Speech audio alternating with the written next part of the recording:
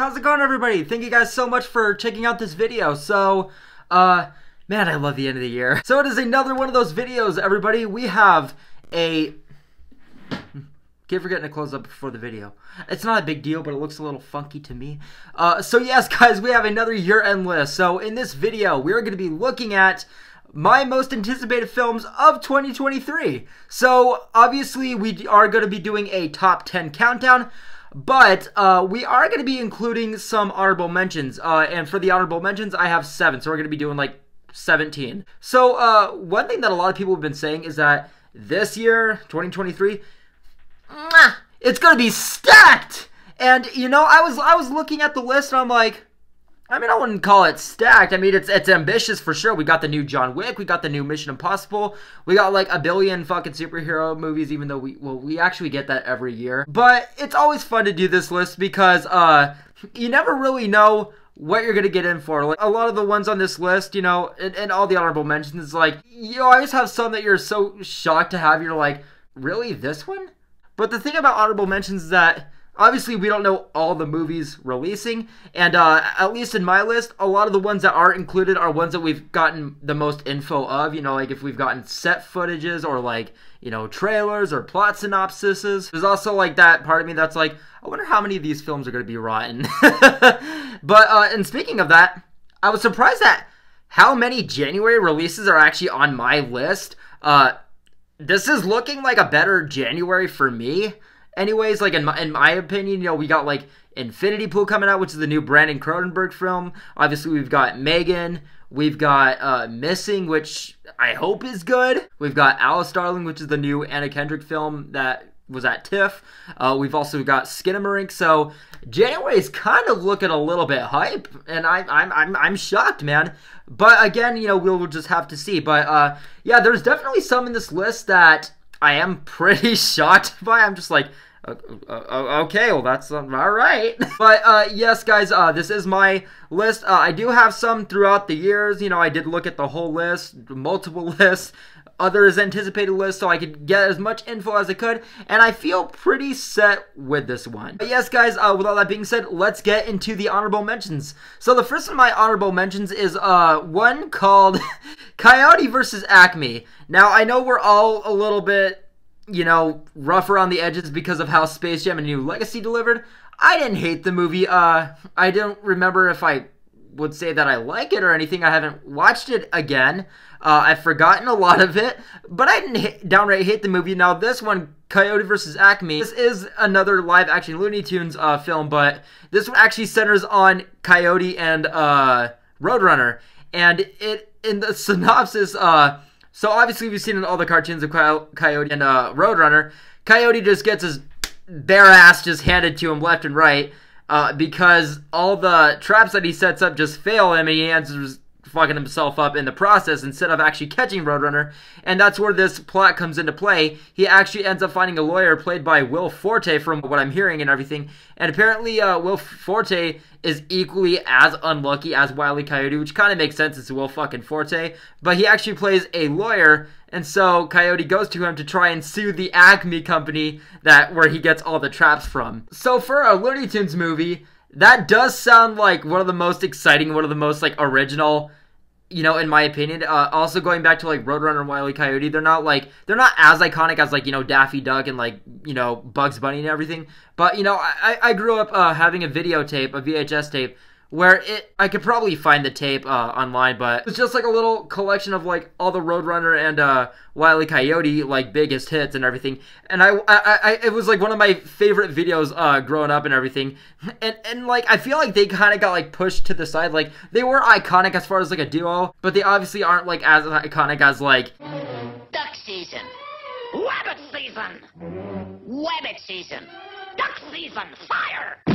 So bringing a movie like about like if there was a Wile E. Coyote and Roadrunner movie, having it center on this, I think it's you know, about as accurate as it could be. So I am at the very least curious about this one. So next on my list, we have Ari Aster's new film, the director of Hereditary and Midsommar. So this film was originally titled Disappointment Boulevard, And from what I'm hearing, it's like a 4-hour horror comedy, and it stars Joaquin Phoenix, and it is now titled Beau is Afraid. So this is one of those movies where I've read the plot a lot, and I've read as much as I could multiple times, but it's still one that I don't really know what it is. All I know is it's the next film from Ari Aster starring Joaquin Phoenix, and it was originally going to come out last year, and I think the film is completely shot, but they're still in the editing stage. So it's got to come out this year for sure. So I am looking forward to this one as it gets closer to release. The next film on my countdown, much like the next Ari Aster film, this is Asteroid City, the next film from director Wes Anderson. And like Ari Aster's upcoming film, I don't know too much about this. All I know is that it is going to be his biggest film, I think, yet, as far as fucking cast goes. Holy shit! But this is set for a summer 2023 release. We don't have a trailer yet. Again, like Beau is Afraid, I've read the plot before, but I really don't know what's going on. So, I mean, it's like Ari Aster. It's the next film from this director. It's gonna be in my countdown. So the next one on this list in the countdown is Alice Darling. So Alice Darling is the next film from Anna Kendrick. So this film premiered at TIFF. It's getting really good reviews, and I love Anna Kendrick. She's one of my favorite actresses, you know, especially like 50-50, for example, and Simple Favor. I just think she's such a fucking delight to watch. She's just so dreamy, man. But this one looks like the next kind of like indie film, like that centers around like abuse and everything. You know, I was getting something like along the vibes of like Resurrection or something, where Anna Kendrick plays this woman suffering from an abusive relationship, and apparently the guy ends up, well, I mean, obviously he's a fucking psycho, but the movie from what it looks like is very dependent and very serious and mature, you know, on the paranoid and psychological fears and everything, and that factor going into the movie. And this movie was also produced by Anna Kendrick, which I was actually reading an interview of, and or a statement, an article, or whatever you want to call it, and she said that like in order to like tap into her performance, or like how she chose to, she actually like reminisced with like her past abusive relationship. So seeing like the realism and the heaviness of this, you know, film, and, you know, again, especially from Anna Kendrick, who's not really tackled something like this, with this just being right around the corner, coming out January 20th, I can't wait to see this film. Next on this list, one of the really shocking ones. I don't even know if this film actually fucking exists. But this is the next Paranormal Activity film, The Other Side. Now, I know the past few films, I know. But this one is actually going back to the Katie and Christy story. It takes place in the 1990s. And it goes back all the way from the roots of like the very first movie, where we got that like little like tidbit of like, you know, the house burning down when they were kids and everything, which obviously took place at the end of the third movie, which, you know, or would take place, those events would take place after the events of the third movie. So that really excites me. That's going back to the original kind of like, you know, characters and concept, much like another horror movie that's going to be later on this list. This film is also said to be written by the series creator Oren Peli. Now, there is a lot of controversy surrounding this movie. Half of the makers have come out and said like, yeah, it's false, we don't have anything to do with it. And then Screen Rant and Paramount Plus have not only confirmed the movie, but they've also said that the movie is already shot and has an 89-minute runtime, and was going to be released last year, but it got delayed to this year, which has an official release date of October 28th. I don't fucking know, man. But if it is real, if it is legit, this is the most excited I'm going to be for a Paranormal Activity movie since, like, the first three. The final one on my honorable mentions list is the upcoming directorial debut from former film critic and YouTuber Chris Stuckman. So this film is Shelby Oaks, and I've been really excited for this one for a number of reasons. The passion from Chris Stuckman on this film, how much he's actually putting into it, also the fact that this is like an actual record breaker in history of like the most funded Kickstarter project. It was also shot in locations that The Shawshank Redemption was shot at. The cast here is actually pretty, you know, impressive. We got Brendan Saxton, who is in like Don't Breathe 2. We've got the man, the myth, the legend, Keith fucking David. Is it the Frank or the beans? This film is also coming out in the month of my birthday. That is something I always do when I'm looking at like my anticipated, you know, list and everything. It's like, you know, looking up the ones that are going to be coming out around my birthday, because that is always something that, you know, to get excited about. And obviously, you know, being someone like Chris Stuckman, you know, I have followed this guy for, years and everything. Obviously, I'm up to date with how he views movies, that he loves horror films. We also share the same favorite film, which is The Shining. And everything, when I say like the passion, I mean everything, how he's making like podcasts coming out and like, episodes talking about, like what he went through and how to get, into the industry. I just like the passion behind this film, but just the passion as a filmmaker, man. Also, being a former critic, I'm really curious to see how like a directorial debut of this, size from someone that has, a history of reviewing films themselves. I'm really looking forward to this film, Chris, and I'm very proud of you. But with all that being said, guys, we are done with the honorable mentions. Let's get into the actual top 10 now. So my first pick on this list is going to be on a lot of other people's lists here, and that is Spider-Man Across the Spider-Verse Part 1. So, funny story, I did not even see, like, the trailer that came out recently, like 3 weeks ago. As I said in a few videos back, we've just gotten a tidal wave of trailers. I don't even know which other ones I'm missing. But I watched this one because obviously, even without seeing this trailer, I was looking forward to this film, this year. I was looking forward to it last year. I'm looking forward to every Spider-Man, film, and Into the Spider-Verse is one of my favorite Spider-Man movies of all time. I think it might be my favorite, maybe second favorite. But yes, I saw the trailer, and obviously, my hype did not change. It just grew from there. And seeing that they're continuing with the multiverse idea, kind of like how it was with, like, No Way Home, how it's been with a lot of the Marvel films, seeing that with the animation style of Spider-Man, Spider-Verse, I obviously can't wait even more for this film. Number 9 on my list, we have the Super Mario Brothers movie.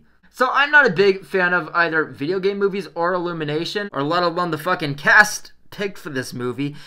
They have the original voice actor of Mario making a cameo in the movie. What are you doing? But I'd be lying if I said that every scene that we've gotten from the movie, first looks, the gallery, like stills and everything, as well as the 2 trailers, I cannot wait for this fucking movie. Something I'm also really excited is, obviously how many Easter eggs are going to be in this movie from all the different Mario games. I'm really excited to see how they do that. But also, what the hell is the plot for this movie? I don't know, man, but it seems like there's a lot of hype around this movie. It seems like there's a lot of passion about it. It seems like the promotions for it, they're going all in and are, very sure that this is going to deliver to fans and critics and might just be the best Illumination film and maybe best, video game movie yet. So I am looking forward to Super Mario Bros. Movie in 3D, of course. Woo!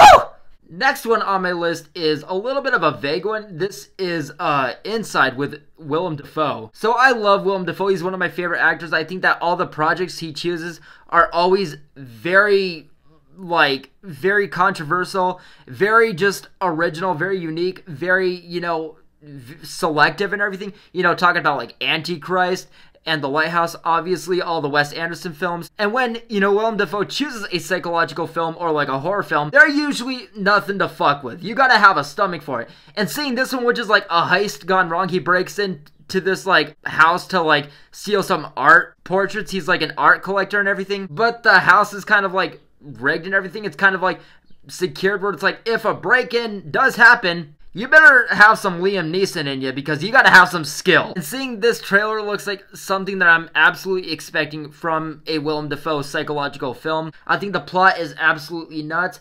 I think that the trailer is absolutely unnerving. And again, with another Willem Dafoe psychological film, I know that this is going to be a good one. So I'm looking forward to this one. Next on my list, we have... Just bear with me, guys.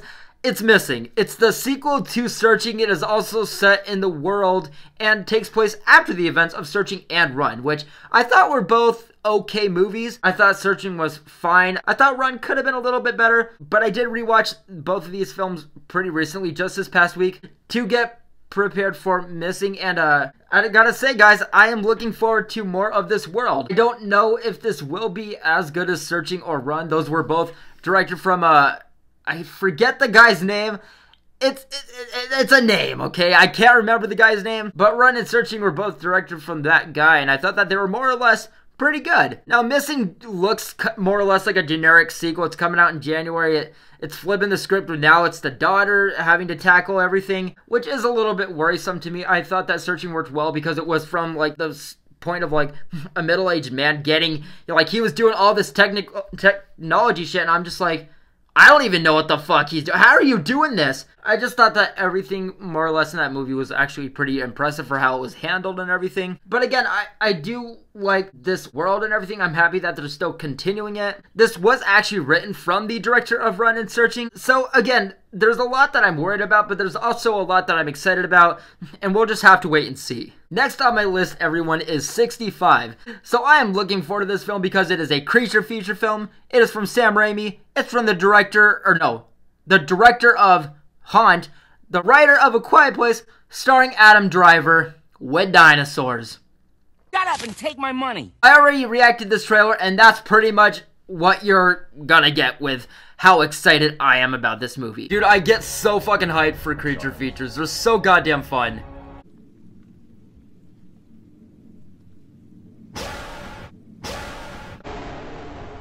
Oh, that was a jump scare! I did a jump scare! That was the first time I've done a jump scare during a trailer. Woo! Let's go! It's hype! It did get delayed to like another week, and this movie has been getting delayed a lot. And apparently it got delayed so it wouldn't compete with the upcoming Scream film. But I'm just like, so you don't want it to come out that week because of Scream. So you're gonna delay it to the same week as the new Shazam movie. I mean, technically, yeah, dinosaurs and superhero films are two different genres, but I'm just letting you know. I am looking forward to Shazam, but I know which one I'm seeing first. So yes, guys, 65 is the next one on my list. Going into the top 5 now, we got Cocaine Bear. So I did not react to this trailer because I was so damn excited. And don't get me wrong, usually when I'm excited for a trailer, I'm like, okay, I know I'm gonna be hype. I gotta see this caught on camera. But this is based on a true story from Universal Pictures, directed by Elizabeth Banks, with this guy as his first film credit. This is cheaper at other stores, then shop there.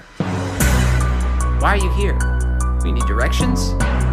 I'll get you some. I'll call you an Uber. So yeah, the story here is that a 500-pound plus grizzly bear got into a duffel bag filled with cocaine and went on a murderous rampage while it was high. Now, it is based loosely on true events. Obviously, this is a black comedy film, and this is a black comedy synopsis. But it's got like a pretty big budget around it, a budget that I wouldn't even expect to produce this movie. Again, Elizabeth Banks directing it, Universal Studios helming it. It also has the likes of like O'Shea Jackson Jr. in it. But again, as a fan of like creature features, it was something just as batshit as this movie is. Coming out in the month of February, which doesn't have too many films that I'm excited for, I am looking forward to this one quite a bit.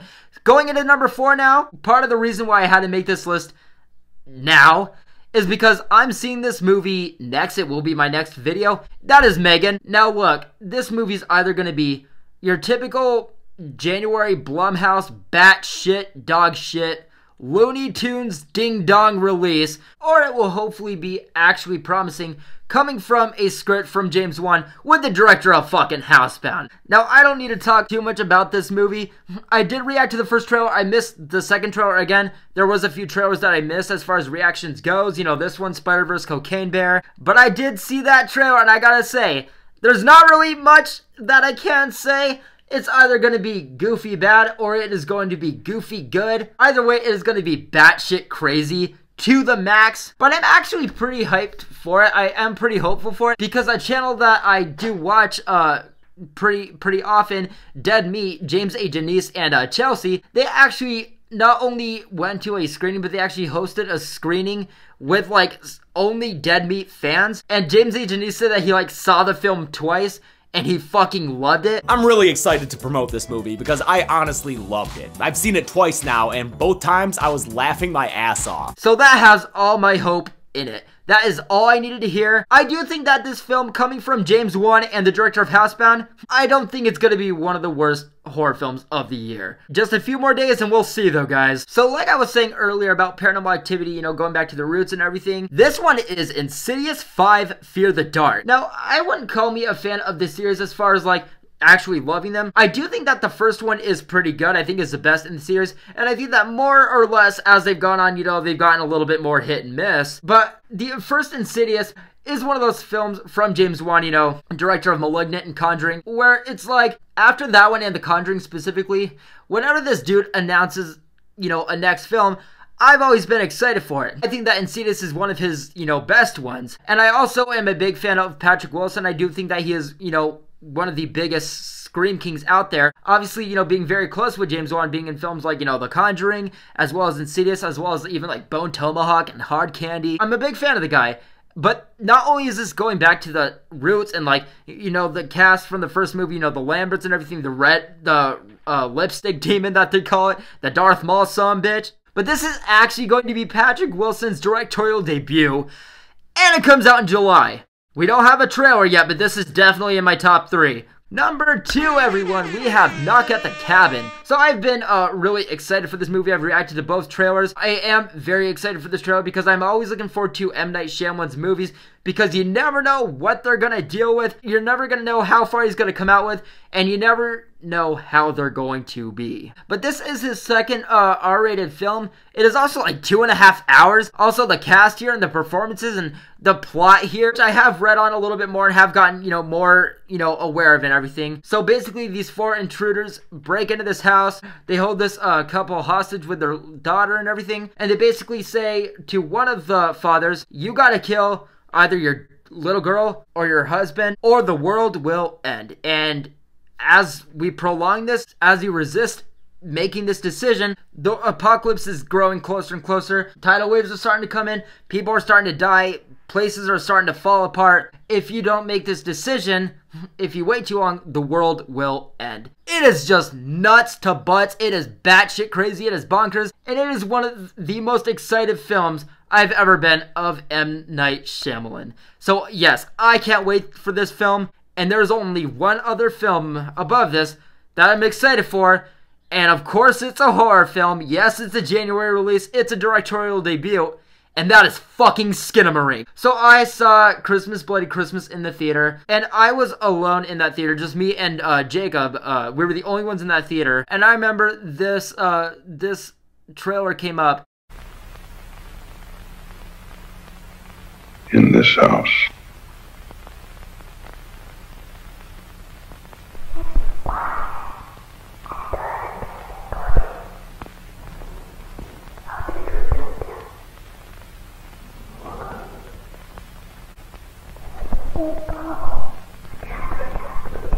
in this house,